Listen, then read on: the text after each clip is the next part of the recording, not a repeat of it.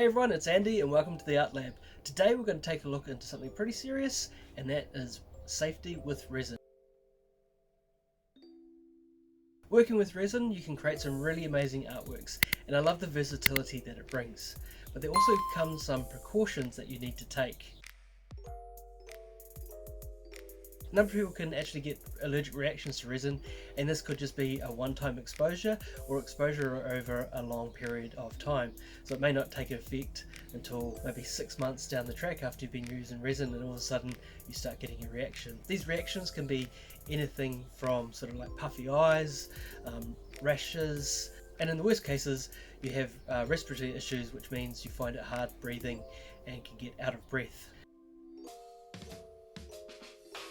It's really important to try to make a plan, so when you are working with resin you do have a charged mobile phone nearby. You can get to that in case of emergency to dial emergency services. You really want quick action and someone to get to you as soon as possible if for any reason you have an accident with resin.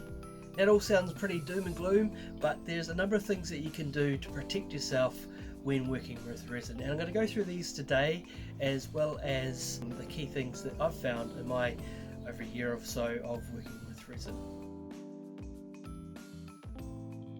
There are some key ways that you can protect yourself while working with resin.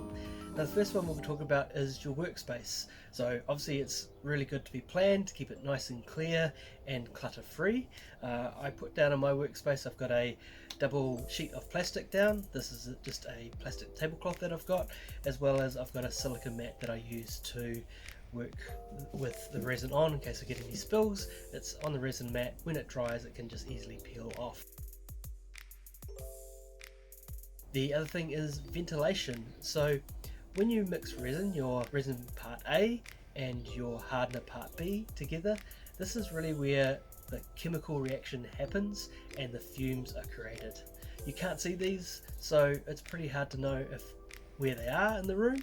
It's always good to have a larger space. The larger the space that you've got, the less volume of these fumes it will be, or that it can fill.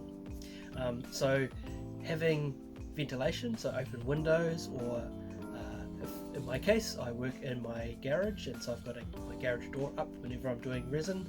And then the other thing is you want airflow, so I use just a standard fan, and that's on normally behind me.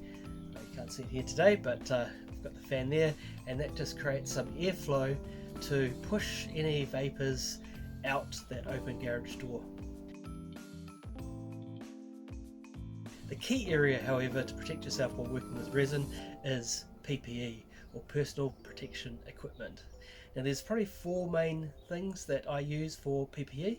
So the first one is to be covered up. So the more exposed areas that you've got of skin, there's more chance of getting resin on there. An old shirt, like a good old 70s business shirt or something like that, makes perfect protection. And same thing, having pants or trousers which cover your legs. The next part to cover are your hands, and I use gloves. Now there are a number of different varieties of gloves that you can use, and I know I'm going to pronounce this wrong, but nitrile is the ones that I use. So you do see some silicone gloves. Silicone gloves aren't actually the best because they can react with the resin and break down quickly. The nitrile ones are a lot more hard wearing, and they are perfect for working with resin. Next area we'll move on to is eyewear. So I've got these 3M clear goggles that I wear.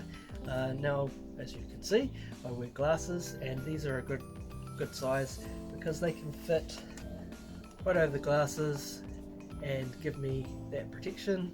I obviously have my hat on to give me some additional protection on my head, and this doesn't obstruct my vision at all. It just gives that extra protection, because the last place you really want to get resin is in your eyes, and the last place you want to get resin is definitely in your eye. We all know how resin hardens, and I just hate to think what happens. Now if for any chance you do happen to get any resin in your eye, first thing to do is go and sort of put your face under running water and get that resin out of your eye while it's still wet as much as possible. Next step, if there's someone there, get them to call emergency services, or if there's no one else there, then next step to call emergency services to get someone out straight away, because you don't want any residue of resin there, and especially don't want that hardening. The next area that we want to deal with is respiration. So we definitely don't want to be breathing in any fumes from the resin reaction, and I fully recommend 3M. So 3M have a range of different masks. They have a full mask, which is really good.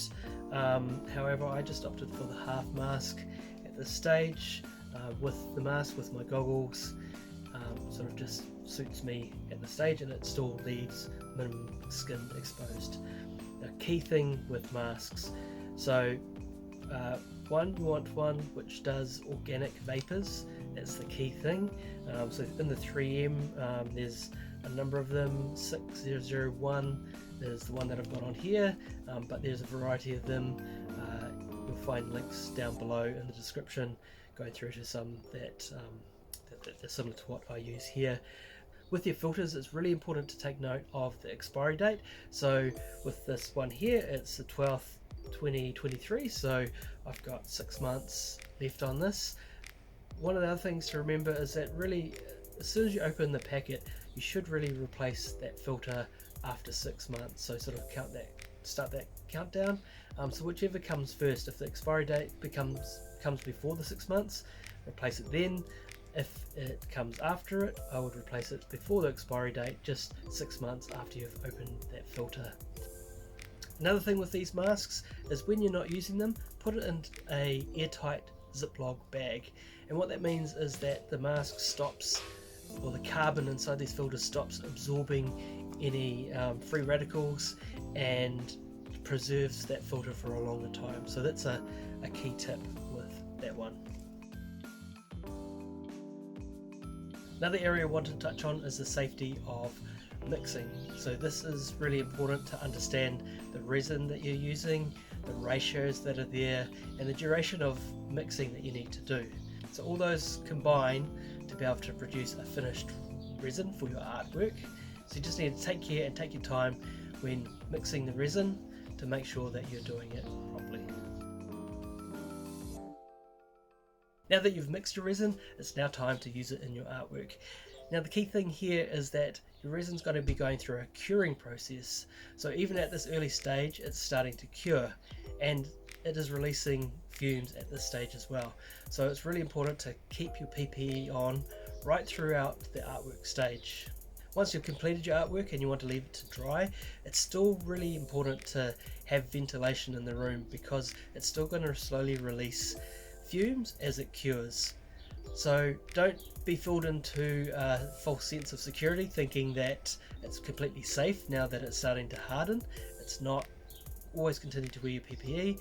If you're finished and you're sort of leaving the room, then you can take your PPE off, but make sure that ventilation is still there so that it limits the amount of fumes in the air.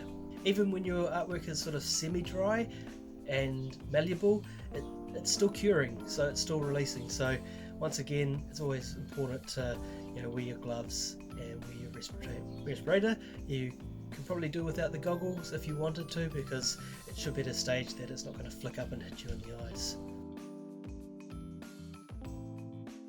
If you're doing any form of finishing to your artwork, it's really important to continue to wear your PPE. Resin dust is really harmful. You'll watch lots of videos here on YouTube where they talk about people ignoring wearing PPE when they're sanding down big river tables and later regretting it. So it's really important, any sanding or polishing, to continue with your PPE. Even polishing, you're adding a new chemical compound, and we don't know what's exactly in there, how that's going to react with the resin, so continue to wear your respirator in that instance.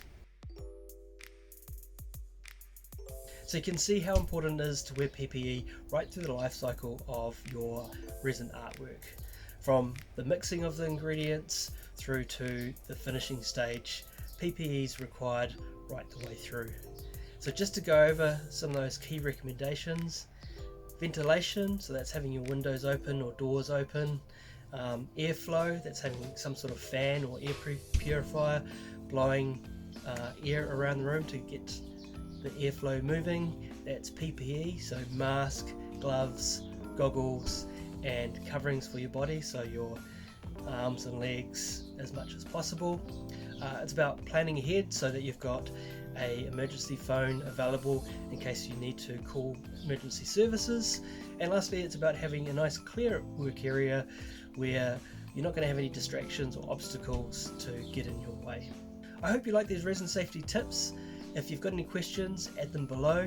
I've also published a blog on this on andysartlab.com/blog. You can go and check out the blog there. If you like this video, then watch this one next. And thank you very much for watching. Give us a thumbs up, and I'd love to have you as a subscriber, so come and join the Andy's Art Lab community. Till next time, catch you in the Art Lab.